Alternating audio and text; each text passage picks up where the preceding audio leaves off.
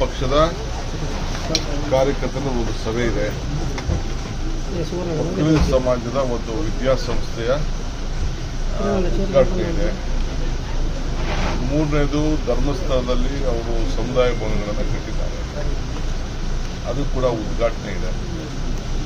ನಾಲ್ಕನೇದು ನಂದು ಒಂದು ಮಂಜುನಾಥನ ಭೇಟಿ ಇತ್ತು, ಆ ಮಂಜುನಾಥನ ಭೇಟಿ ಮಾಡಿ. ಪಕ್ಷ ಬಲವರ್ಧನೆಗೆ ಜಾಸ್ತಿ ಒತ್ತು ಕೊಡ್ತಾ ಇದೆ. ಯಾಕಂದರೆ ಉಡುಪಿ ಆಯಿತು, ದಕ್ಷಿಣ ಕನ್ನಡ ಆಯಿತು, ಕಂಟಿನ್ಯೂ ಆಗಿ ಬರ್ತಾ ಇದೆ. ಹೌದು, ಈಗ ನೀವು ಹೇಳೋದು ಕರೆಕ್ಟು.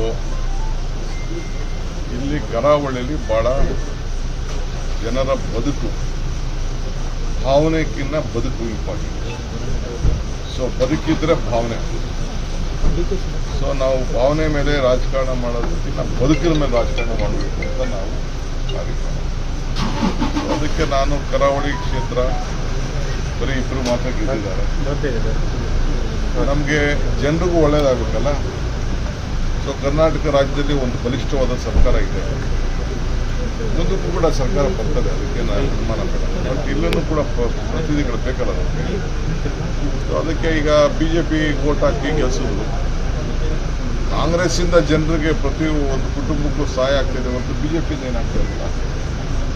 ಅವ್ರಿಗೆಲ್ಲ ಮಂದಟ್ಟು ಮಾಡಬೇಕು, ಅವ್ರಿಗೂ ಒಳ್ಳೇದಾಗಲಿ, ಅವ್ರ ಸರ್ಕಾರನೂ ಇರಲಿ, ಅವರಲ್ಲೂ ಮಂತ್ರಿಗಳು ಆಗಬೇಕು ಅನ್ನೋದು ನಮ್ಮ ಆಸೆ. ಯಾಕಂದರೆ ಈ ಭಾಗ ಹಿಂದುತ್ವದ ಭದ್ರಕೋಟೆ ಅಂತಾರೆ.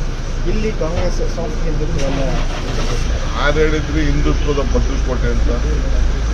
ಎಲ್ಲ ಧರ್ಮಕ್ಕೂ ಇದೊಂದು ಭದ್ರಕೋಟೆ.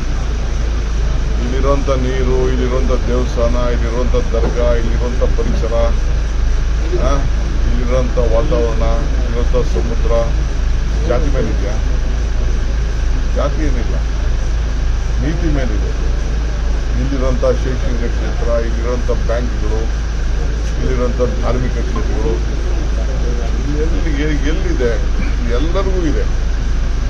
ಏನು ಬರೀ ಹಿಂದೂ ಅನ್ನೋದಿಲ್ಲ.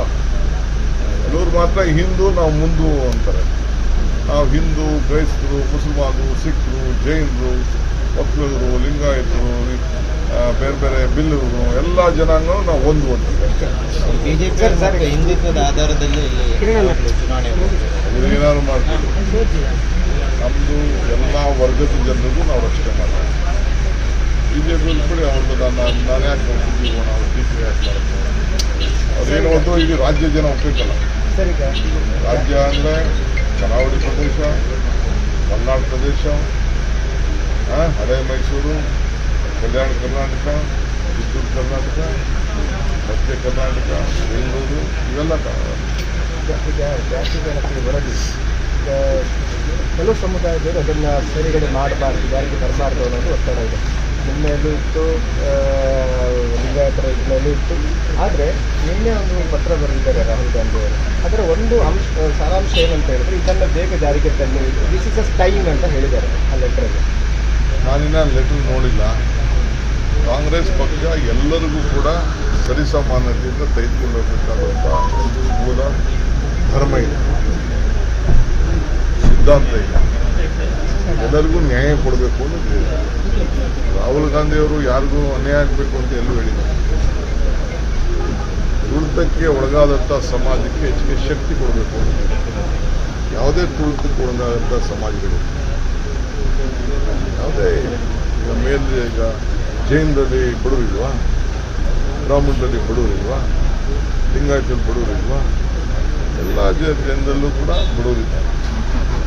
ಒಕ್ಕಲಿಗರಲ್ಲಿ ಬಡವರಿದ್ದಾರೆ, ಎಲ್ಲರಿದ್ದಾರೆ, ಎಲ್ಲ ಬಡವರಿದ್ದಾರೆ. ಎಲ್ಲರಿಗೂ ಕೂಡ ನ್ಯಾಯನ ಒದಗಿಸ್ತಾರೆ. ಆದರೆ ಈ ವರದಿ ಅವೈಜ್ಞಾನಿಕವಾಗಿ ಮಾಡಿದ್ದಾರೆ, ಸರಿಯಾಗಿ ಮಾಡಿಲ್ಲ ಅನ್ನೋದಪ್ಪ. ಅದೆಲ್ಲ ನಾವು ಈಗ ಚರ್ಚೆ ಮಾಡ್ತಾ ಇದ್ದೀವಿ, ಅವಕಾಶ ಮಾಡ್ಕೊಳ್ತಾ ಇದ್ದೀವಿ. ಕೆಲವರು ಮನೆಗಳಲ್ಲಿ ಇರಲಿಲ್ಲ, ಕೆಲವರು 90% ಈಗ ನಮಗಿರೋ ದಾಖಲೆ ಪ್ರಕಾರ 90% ಬರ್ಸ್ಕೊಂಡಿದ್ದಾರೆ, 10% ಇಲ್ಲ.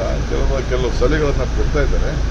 ಎಲ್ಲರಿಗೂ ನ್ಯಾಯ ಒದಗಿಸ್ಕೊಡ್ತೀವಿ. ಸ್ವಲ್ಪ ತಾಳ್ಮೆಯಿಂದ, ಇನ್ನು ಬೇಕಾದಷ್ಟು ಟೈಮ್ ಇದೆ. ಕೆಲವನ್ನೆಲ್ಲ ನಮ್ಮ ಮಂತ್ರಿಗಳೆಲ್ಲ ಹೇಳಿದಾರಲ್ಲ, ಕೆಲ ಈಗ ಜಸ್ಟ್ ಪುಸ್ತಕ ತೆಗೆದು ನಮ್ಮ ಕೈ ಕೊಟ್ಟಿದ್ದಾರೆ. ನಾವಿನ್ನ 2 ದಿನ 3 ದಿನ ಅಧ್ಯಯನ ಮಾಡಿದ್ದೀವಿ, ಚರ್ಚೆ ಮಾಡ್ತಾ ಇದ್ದೀವಿ. ಇನ್ನು ಇಲ್ಲಿಗೆ ಇದು ಏಕಾಏಕಿ ಯಾವ ತೀರ್ಮಾನ, ಆ ಥರದ ತೀರ್ಮಾನ ಯಾರೂ ತೆಗೆದುಕೊಳ್ಳುವುದಿಲ್ಲ.